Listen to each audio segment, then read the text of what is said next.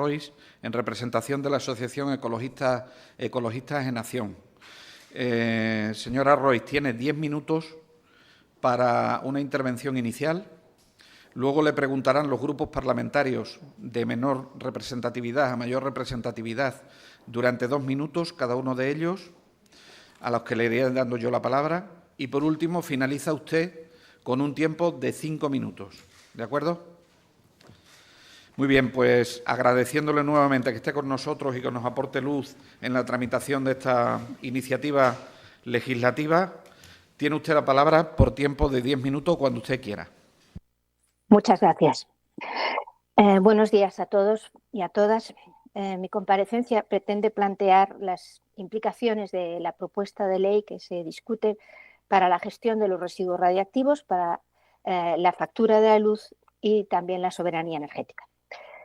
La reducción de la tasa para la gestión de los residuos nucleares en un 65% respecto a la vigente, en nuestra opinión, aumenta el riesgo de que falte financiación para el desmantelamiento de las centrales, el mantenimiento del cementerio nuclear del Cabril, el mantenimiento seguro de los contenedores. Un segundo, señora Roy, un segundo. Sí. Le voy a parar un poco el tiempo. Es que se escucha regular en la sala y no, un segundo, que tenemos que subir nosotros el sonido.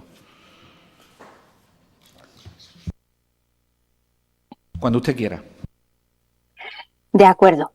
Pues lo que estaba diciendo es que la reducción de la tasa para la gestión de los residuos nucleares en un 65% respecto a la que está vigente, que en nuestra opinión aumenta el riesgo de que falte financiación para el desmantelamiento de las centrales nucleares, el mantenimiento del cementerio nuclear del Cabril, el mantenimiento de los ATIs donde están los contenedores de combustible gastado e incluso para la construcción del almacenamiento definitivo, el llamado AGP.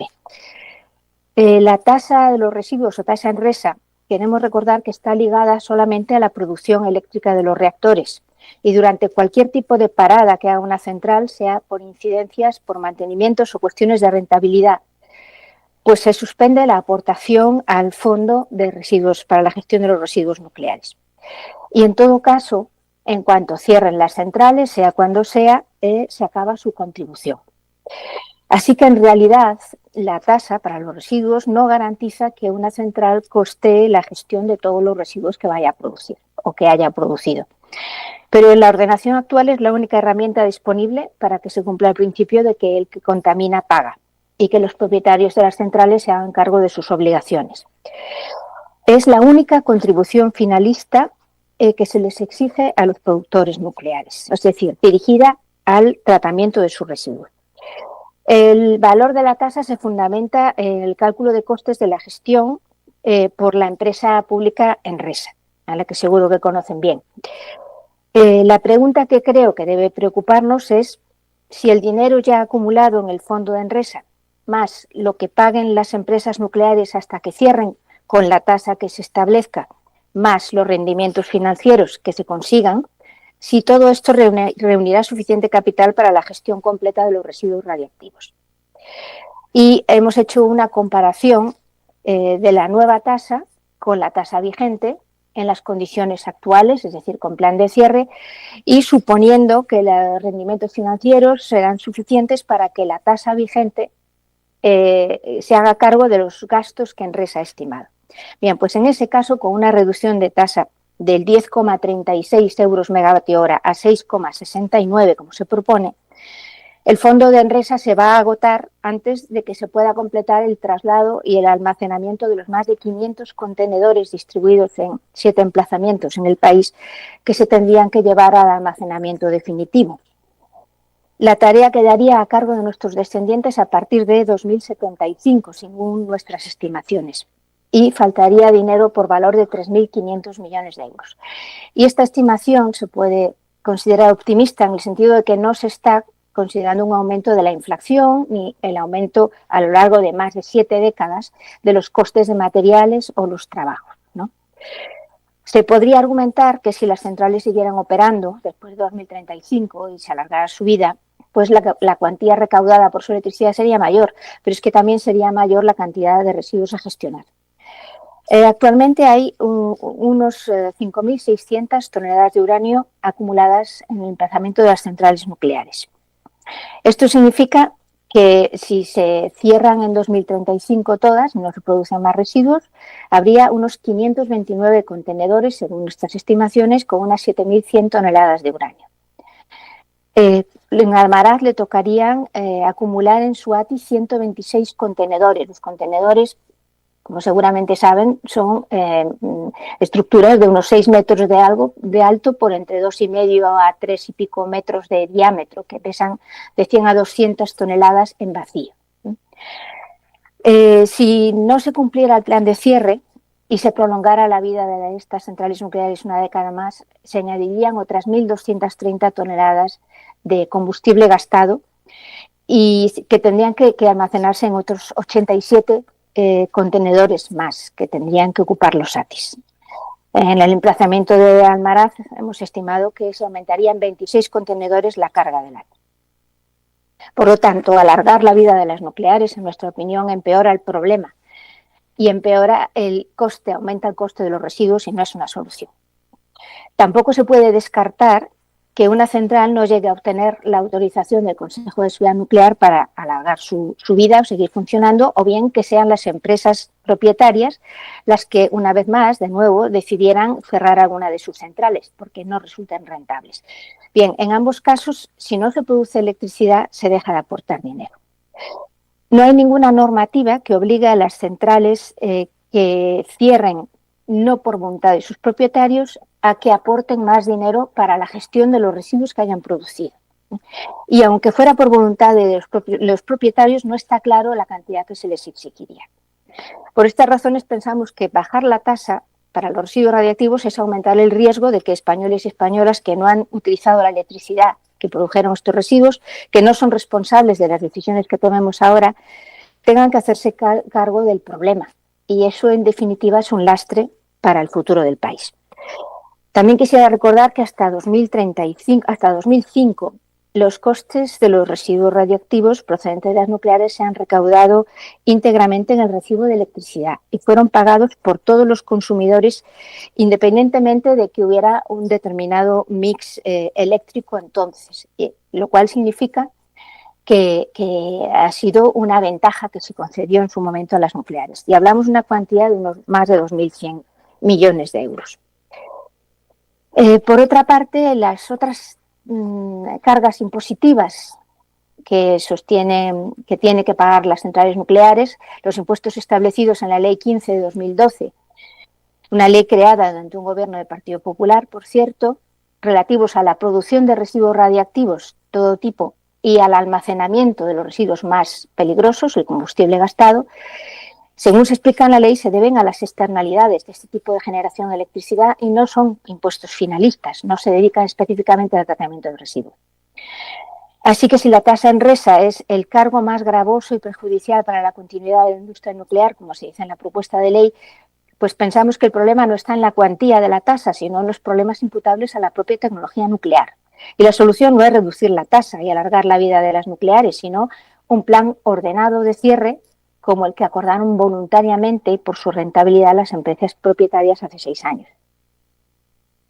Por otra parte, la prolongación de vida de una central nuclear, que es mucho más barato que construir una nueva, incluso mucho más barato que un pequeño reactor modular, como se ha propuesto en alguna ocasión, también va a suponer costes importantes para las empresas. Hay muchos componentes de la central que se pueden sustituir y se han ido sustituyendo, pero hay otros que no, como la vasija, los internos del reactor, las tuberías y componentes del sistema de refrigeración, la propia estructura del edificio de contención, etc. La garantía de que estos componentes van a aguantar está en el diseño de las centrales y recordamos que fueron diseñadas y licenciadas por el Consejo de Seguridad Nuclear para un funcionamiento durante 40 años. Una revisión que hará el Consejo para una operación a largo plazo que supere este tiempo, pues implica un análisis más profundo del estado de las centrales y como resultado probablemente la implementación de modificaciones que supongan nuevas inversiones. La mitad de la flota nuclear española ya ha superado los 40 años.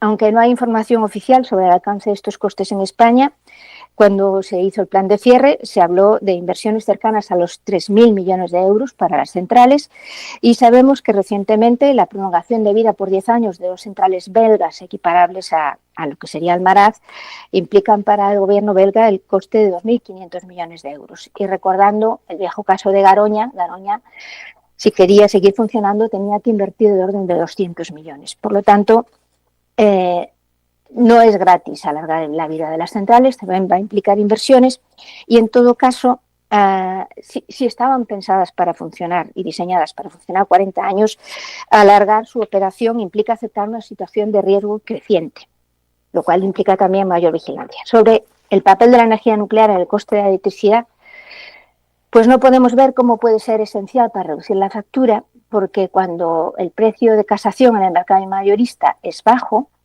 las empresas propietarias protestan porque dicen, funcionando a pérdidas. Incluso hubo un momento en que ofrecieron al gobierno pactar un precio fijo por su electricidad. Últimamente, esta cuestión ha llevado comportamientos sorprendentes, nuevos y anómalos por parte de las centrales nucleares. El año pasado, en primavera, Almaraz y Cofrentes pararon porque no cubrían sus costes de operación. Y este 15 de abril, las 2 centrales de Almaraz también pararon por la misma razón. Y desde el apagón, por cierto, solo funcionan 2 centrales, Ascó 1 y Vandellós 2, ambas al 70%, con una contribución al mix eléctrico ayer mismo de un 5%, mientras el gas estaba contribuyendo entre un 20 y un 27%, lo cual pone en duda que las centrales nucleares sean tan esenciales para la seguridad del tiene que ir finalizando. ¿Perdón? Tiene que ir finalizando.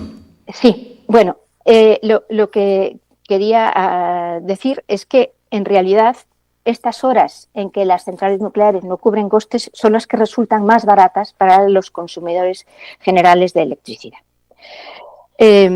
Y lo cierto es que tampoco las centrales nucleares pueden pueden ser suficientemente flexibles para seguir el ritmo de cambio de generación de las renovables. Y lo que ha pasado con las nucleares es que estamos en un mix eléctrico muy diferente al que tenían hace una década. La mitad de la producción eléctrica del año 2023, del cual tenemos estadísticas, ha sido con energías renovables. Y esto significa las renovables y las nucleares son 2 tipos de tecnología que no entran a coste cero en la formación de precios. Pero es que las renovables no pagan por su combustible y las nucleares sí. Entonces, esto va a determinar que las nucleares siempre van a resultar más caras que las renovables y no van a ser útiles para reducir el precio del recibo de la luz. Señora Roy, ¿me escucha? Sí. Su tiempo ha finalizado. Gracias. Gracias. Bien, a continuación damos paso a las preguntas de los distintos grupos parlamentarios de menor a mayor y, en primer lugar, por tiempo de 2 minutos, tiene la palabra la señora, y por Unidas por Extremadura, perdón, tiene la palabra la señora de Miguel. Cuando usted quiera, señoría. Muchas gracias, señor presidente. Buenos días, señora Roy.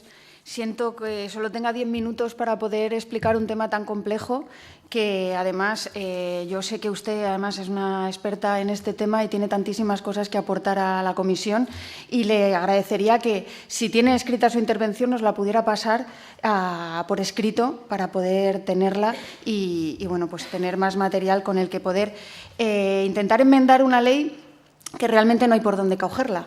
No hay por dónde cogerla. Pero es verdad que esta tramitación de ley es muy oportuna, porque hace escasamente una semana hemos sufrido un apagón y, lejos precisamente ese apagón de venir a defender la necesidad de las nucleares, pues es todo lo contrario. Básicamente porque, usted lo ha dicho, las nucleares ni estaban ni están. No son necesarias. Tenemos una megaproducción de energía renovable que las hace absolutamente poco rentables y estaban la mayoría apagadas. Y es más, 36 horas después del apagón ni siquiera estaban vertiendo a la red porque no ayudaron a la recuperación de la red eléctrica. Las eléctricas no han invertido en el acoplamiento de las renovables como deberían. Así que imagínese si han invertido en actualizar unas infraestructuras nucleares que tenían ya un calendario de cierre acordado por ellas mismas, vamos, que no han invertido nada en eso. Con lo cual, usted lo ha expuesto muy bien.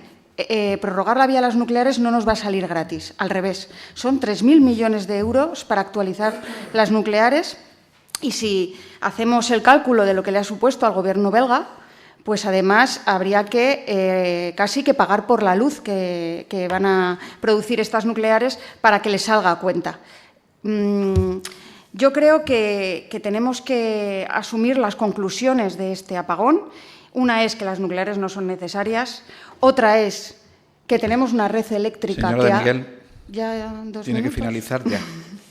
Bueno, pues nada, simplemente me gustaría que profundizara un poco más en qué supone la soberanía energética, porque si la nuclear es soberanía energética, pues yo no lo entiendo muy bien cuando el uranio lo traemos de Rusia y la nuclear está en manos de empresas multinacionales con fondos extranjeros. ¿A qué llaman soberanía energética algunos? Muchas gracias. Señora de Miguel. A continuación, por parte del Grupo Parlamentario Vox Extremadura, tiene la palabra y por tiempo de 2 minutos el señor Bravo Arrobas. Cuando usted quiera, señoría.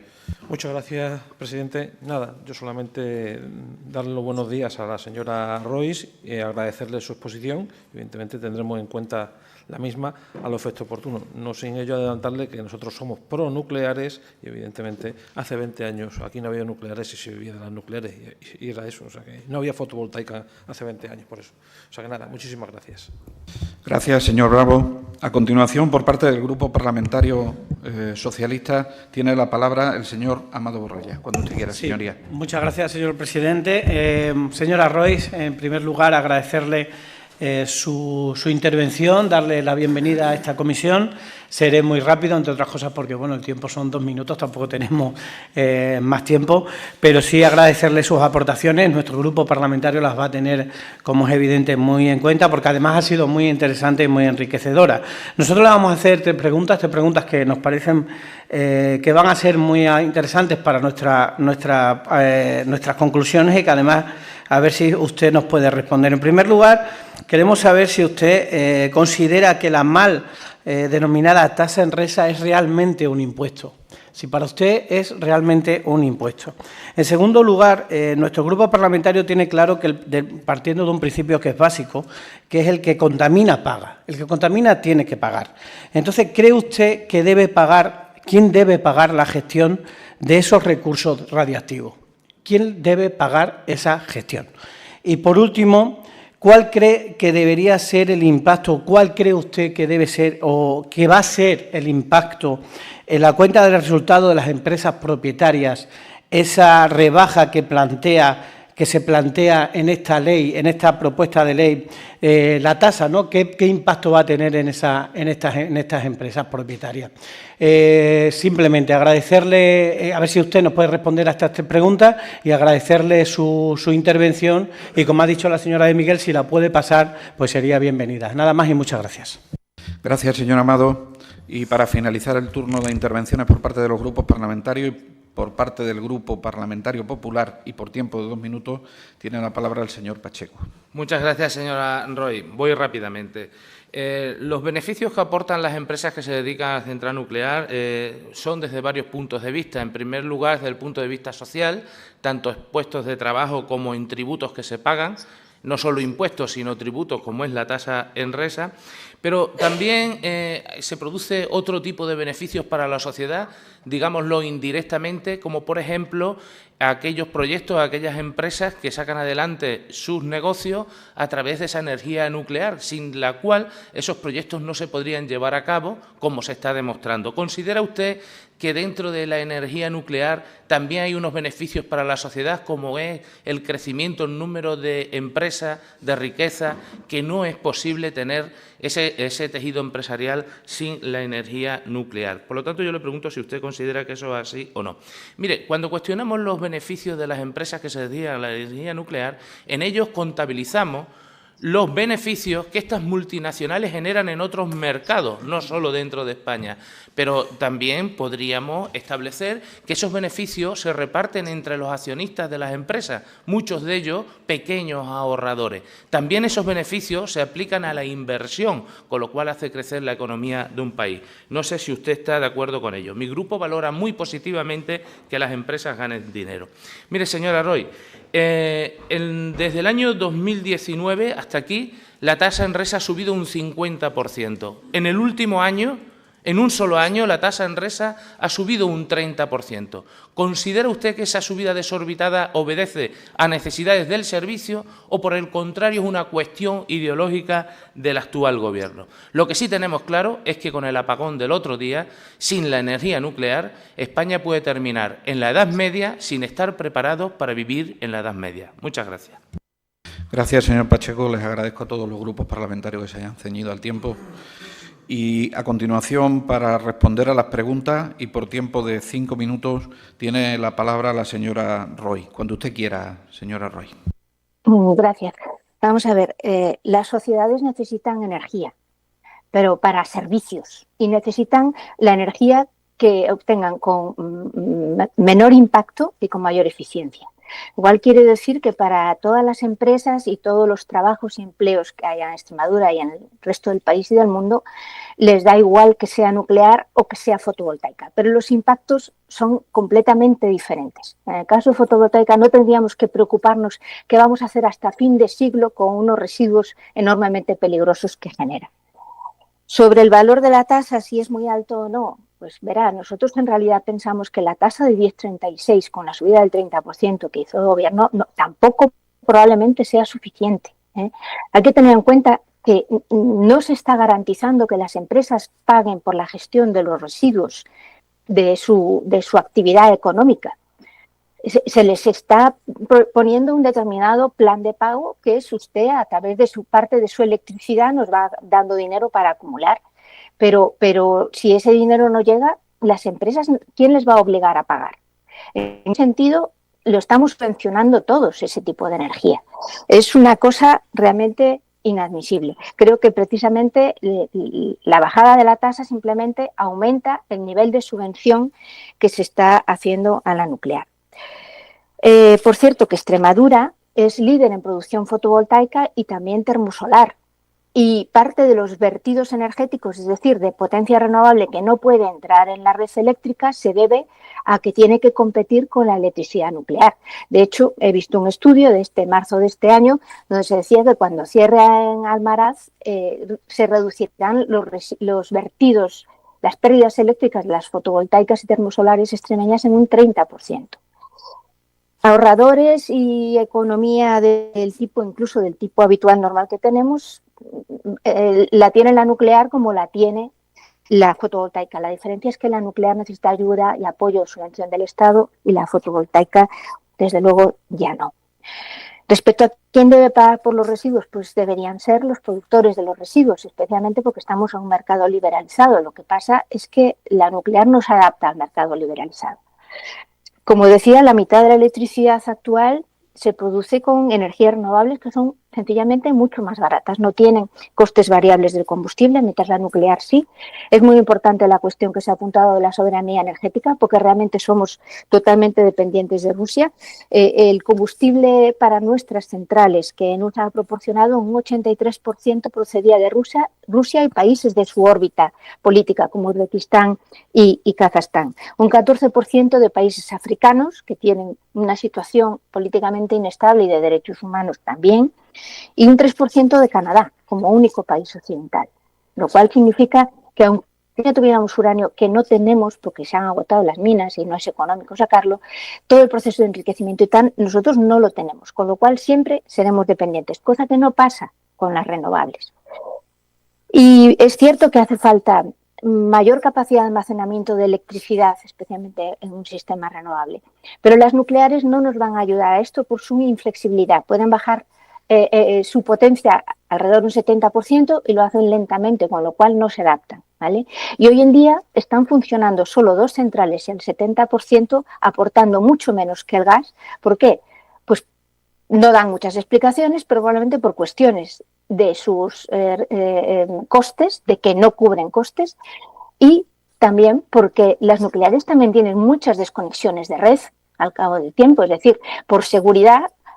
Cuando hay alguna perturbación en la red, muchas veces se desconectan, con lo cual el sistema eléctrico es capaz de compensar y no hay apagones ni hay problemas, pero quiero decir que tampoco aportan una gran seguridad. Y en cuanto a nuestro apagón, bueno, pues según han explicado expertos, que no soy realmente tan experta del sistema eléctrico ni mucho menos, el volver a poner en marcha el sistema se hizo a partir de las hidroeléctricas, que a su vez alimentaron a las de gas. Y las centrales nucleares no podían entrar en la red hasta que ésta no fuera suficientemente estable, porque si no se desconectarían y volveríamos a un problema de nuevo apagón.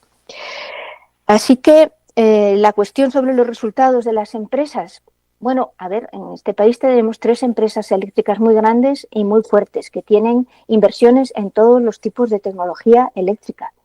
De hecho, en 2019, cuando decidieron abordar un plan de cierre, lo hicieron por criterios de rentabilidad. Luego cambian la decisión porque yo creo que están intentando forzar al gobierno para que les subvencione. Pero no creo que tengan realmente un problema en sus cuentas de resultados ni para sus accionistas. Creo que son lo bastante potentes como para resistir y, de hecho, mucho mejor que lo hicieron los pequeños productores renovables, cuando en el año 2013 se cambió la ley y se encontraron con que muchos de ellos se arruinaron cuando habían confiado en lo que el proyecto del gobierno de entonces de las centrales fotovoltaicas. Señora Roig, muchas gracias. Ha finalizado su tiempo, lamentablemente. Señora Roig, muchísimas gracias por asistir a esta comisión. Espero que lo ajustado de los tiempos no le hayan dado una visión de esta comisión de descortesía. Al contrario, le agradecemos muchísimo que haya estado con nosotros.